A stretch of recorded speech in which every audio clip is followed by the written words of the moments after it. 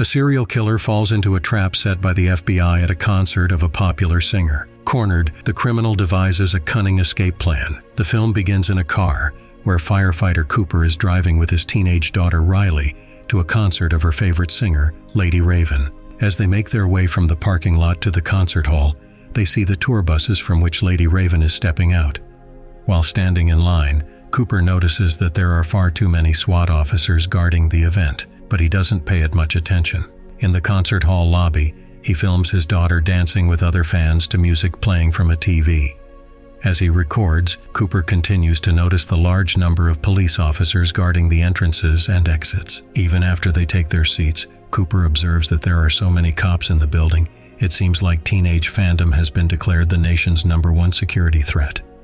Amid enthusiastic cheers, Lady Raven's performance begins. Her main artistic achievement is being born into a family of talented filmmakers. While his daughter enjoys the show along with other fans, Cooper's build blocks the view of those seated behind him.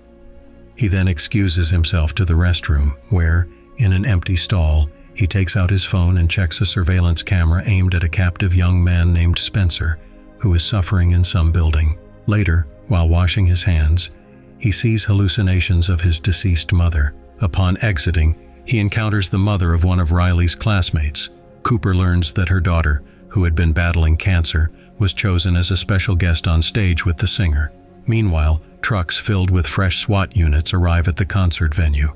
The operation is led by an older FBI profiler, Dr. Grant. Returning to his seat, Cooper watches as the singer performs a lyrical ballad in dim lighting, illuminated only by flashlights. His attention is drawn to the police escorting several men out of the hall for questioning. During intermission, he and his daughter go to buy a souvenir t-shirt. However, another girl wants the last one. Cooper asks his daughter to let her have it, which is noticed by the vendor Jamie. Touched by the father's selflessness, Jamie promises to bring another t-shirt from the stockroom. Taking advantage of the moment of trust, Cooper inquires about the reason for the heavy police presence in the building. It turns out that under the cover of the concert, federal agents are planning to catch a serial killer, known by the nickname The Butcher. The FBI has information that he will attend the concert, and they have a rough description of the suspect, a middle-aged white male. Cooper walks around the building with his daughter, scouting potential escape routes, but police officers are stationed everywhere, complicating his task. He even deliberately pushes a drunk fan down the stairs to distract security and test if he can slip away, but guards are posted outside as well. Soon the intermission ends, and the singer invites a colleague to join her on stage for a duet. He appears on retractable stairs from the basement. In search of an exit, Cooper suggests to his daughter that they sneak down there to take a peek behind the scenes, but she refuses. She's interested in the show. So he leaves her and returns to Jamie for the promised t-shirt. The vendor leads him to a technical corridor that is locked. During the process, Cooper discreetly steals Jamie's keycard, building a friendly rapport. Using the card, he enters another room where the SWAT team is conducting a briefing. He moves through the crowd of federal agents with a cup of coffee, even adding sugar to one of them, and then stealthily takes a radio tuned to the police frequency. On his way out, he once again meets his daughter's classmate's mother, but their conversation is interrupted by a commotion. A man is trying to flee from the cops. Cooper spots the head of the operation, Dr. Grant. Returning to the hall, he inserts an earbud and listens to the FBI communications to understand their plan. They are searching for men who match the description and checking them one by one. When he asks his daughter for another bathroom break, she complains, thinking her dad is acting like a coward. Cooper wanders the corridors, listening to the communications, and notices a guarded exit to the roof. He prepares to trigger the fire alarm, but hears just in time that Dr. Grant has figured out his plan and ordered that, in the event of an emergency evacuation, no men should be allowed to leave. Noticing the guarded exit to the roof, Cooper creates a diversion by turning up the heat on a deep fryer, throwing in a few bottles of oil. When they explode from the heat, distracting the cops, he puts on an apron and, pretending to be a cook, heads to the roof. But SWAT officers are already stationed there. Cooper confidently deceives them, even using the staff's code word he learned from Jamie. He boldly asks about the elderly woman leading the operation. Coming back down, he passes a girl injured in the oil explosion and meets his disappointed daughter, who is upset that he left.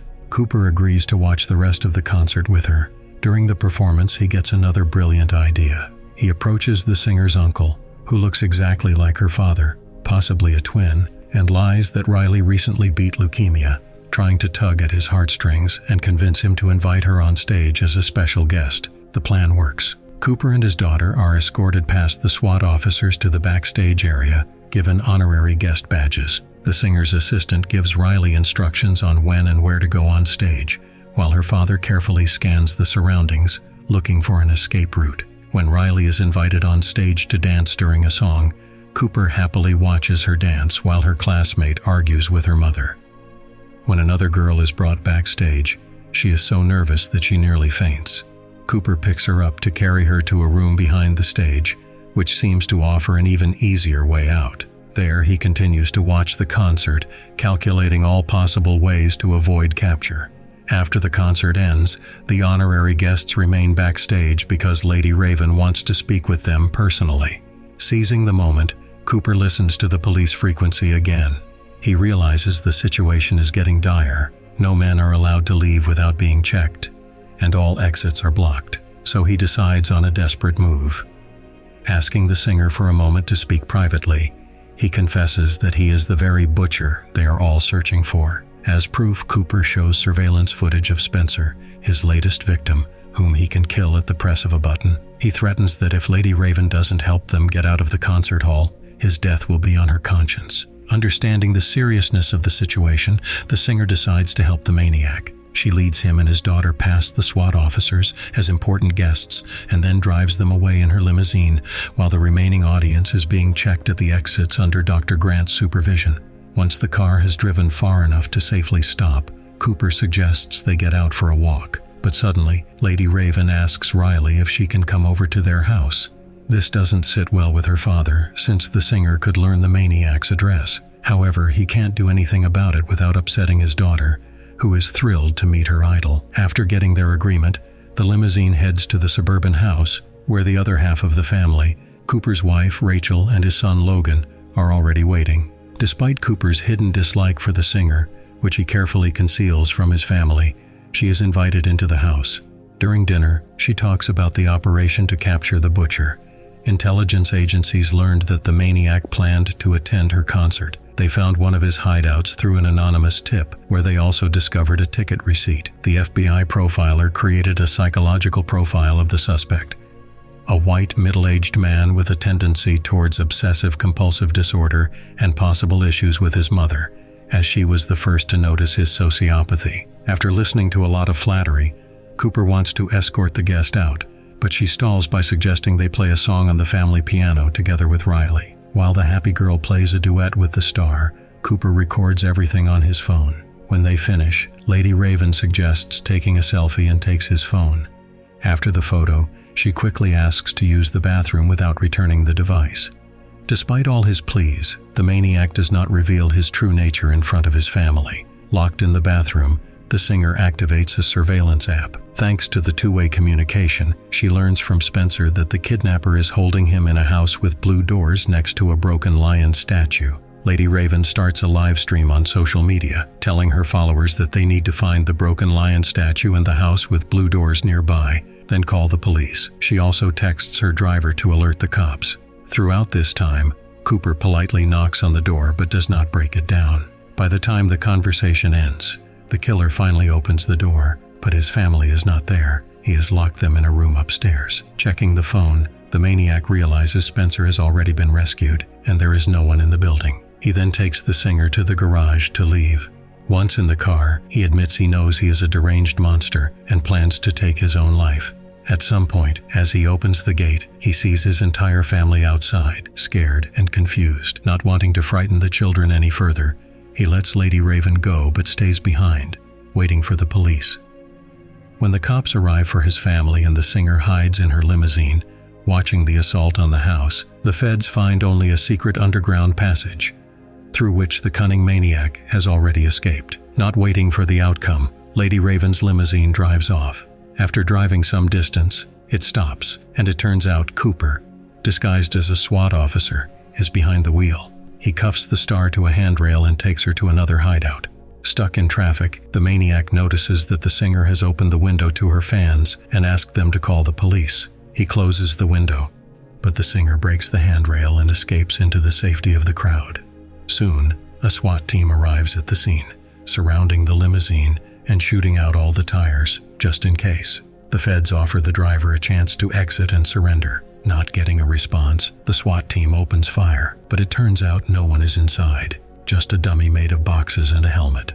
Meanwhile, Cooper, disguised in Lady Raven's merch, hides among her fans and successfully leaves the area on foot. Rachel, Cooper's wife, sends the children to their relatives and returns home. Dr. Grant warns her that the police are on guard outside, just in case. However, the security doesn't stop the maniac from sneaking into his own home to talk to his terrified wife. Cooper is curious about how he, so clever and brilliant, could have been caught by the forgotten ticket receipts for the concert. Rachel confesses that it was her doing. She noticed her husband was acting strangely, but initially blamed it on infidelity. However, when he easily and casually lied to a man right in front of her, she realized she didn't know him at all.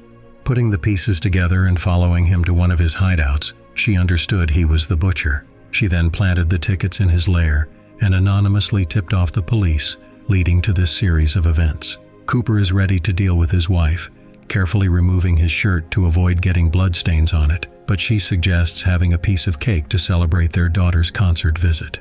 The maniac agrees, not suspecting that his wife has slipped something into it. The drug disrupts his coordination, and he begins to hallucinate. Cooper's mother tells him she is proud of him because he has started to feel real emotions rather than just imitating them, even if it's just anger at his wife, who outsmarted him and ensured he would no longer be able to watch his children grow up. Cooper heads toward his mother but falls into the hands of the FBI, who open fire. When the criminal is brought outside in handcuffs, he asks for a moment to pick up his daughter's fallen bicycle. At that moment, Riley and her brother are brought to him by the cops. The girl runs to her loving father to hug him one last time. Cooper is locked in a van and taken to prison. Along the way, he pulls a broken bicycle spoke from his shirt sleeve, which he snapped while picking up his daughter's bike, and easily uses it to pick the handcuffs, smiling at the camera. In a post-credits scene, store clerk Jamie watches a news report about the butcher's identity, and recognizing him as the friendly Father Cooper, vows never to speak to customers again. This is the end of the movie. That's all for today. Subscribe and like if you want more videos like this.